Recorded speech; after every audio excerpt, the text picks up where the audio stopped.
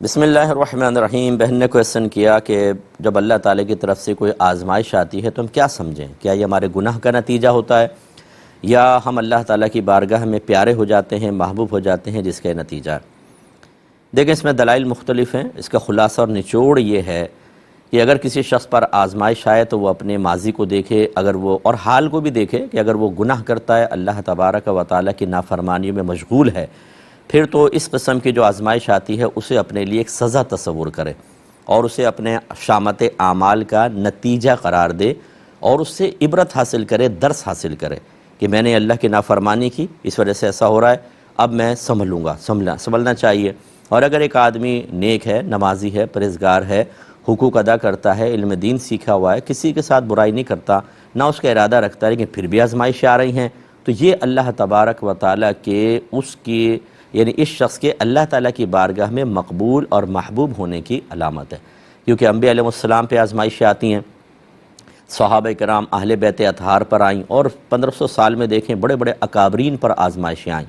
اور نبی کریم صلی اللہ علیہ وسلم کا یہ فرمان عالی شان بھی ہے کہ جو اللہ تعالیٰ کی بارگاہ میں جتنا محبوب ہوتا ہے، اللہ تعالیٰ اسے اتنی ہی بڑی آزمائش میں مبتلا کیا جاتا ہے۔ ایک روایت میں فرمایا کہ سب سے زیادہ آزمائشوں میں انبیاء علیہ السلام مبتلا کیے جاتے ہیں، پھر جو ان سے قریب ہیں، پھر جو ان سے قریب ہیں۔ اس لیے ہر شخص کو اپنے عمل پر توجہ کرنی چاہیے۔ اب اس میں ایک قابل توجہ بات یہ ہے کہ ہمیں پتہ ہی نہیں ہوتا کہ ہم اچھے عمل کر رہے ہیں، برے عمل کر رہے ہیں۔ خاص طور پہ ہماری بہنیں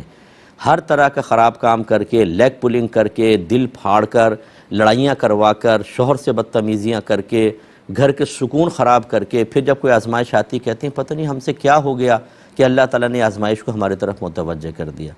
یہ اور اسی طرح مرد حضرات بھی ہیں، کوئی بہنیں ہی نہیں ہیں، یعنی ہمیں یہ پتہ ہی نہیں چلتا کہ ہم نے کیا برائی کی ہے، اپنا احتساب کرنا ہی نہیں آتا، اتنا علم دین نہیں ہوتا، نہ ہم نے دین کی اونچ نیچ سیکھی ہوتی ہے، نہ ایسے لوگوں سے ہمارے تعلقات ہوتے ہیں کہ جن سے ہم معلوم کر سکیں کہ ذرا میرا احتساب کر کے بتائیں میں اللہ تعالیٰ کی رضا کے مطابق عمل کر رہا ہوں یا نہیں۔ یا نبی کریم صلی اللہ علیہ وسلم کے جیسے فرمان عالی شان ہے کہ جب بھی تم کوئی کام کرنے لگو اس کے انجام پر نگاہ کرو، اگر وہ اچھا ہے تو کر گزرو، اگر برا ہے تو اس سے رک جاؤ۔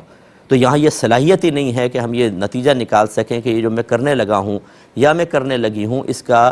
دنیا کے اندر کیا نقصان ہوگا اور آخرت میں کیا نقصان ہوگا، یہ معرفت اور معلومات ہی نہیں ہے، تو ہم گناہ کر رہے ہوتے ہیں، بہت سارے خراب کام کر رہے ہوتے ہیں اور ہمیں پتہ نہیں چلتا اور اس کے نتائج آتے ہیں۔ اب ایسے لوگ جو بھولے پن میں کہتے ہیں جی ہم سے تو کوئی گناہ پتہ نہیں، ہم تو کچھ بھی کسی برائی میں نہیں ہے، کیوں گناہ ہو رہے ہیں، یہ اور زیادہ خطرناک ہے کہ اس کو یہ نہ پتہ ہو کہ میں کیوں اس آزمائش میں مبتلا ہوا۔ تو بہرحال یہ اصول ہے، اپنے ذہن میں رکھیں۔